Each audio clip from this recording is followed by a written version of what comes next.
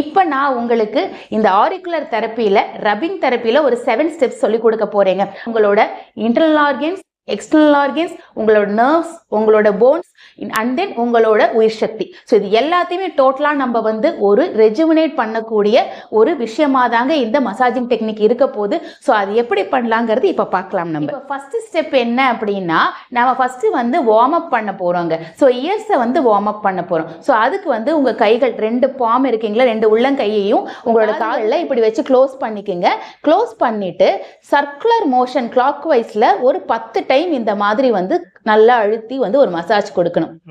And then பார்த்தீங்க அப்படின்னா அடுத்து வந்து ஆன்டி கிளாக் வைஸில் ஒரு 10 டைம் இந்த மாதிரி மசாஜ் கொடுக்கணும். ஸோ இது வந்து ஃபர்ஸ்ட் ஸ்டெப்புங்க.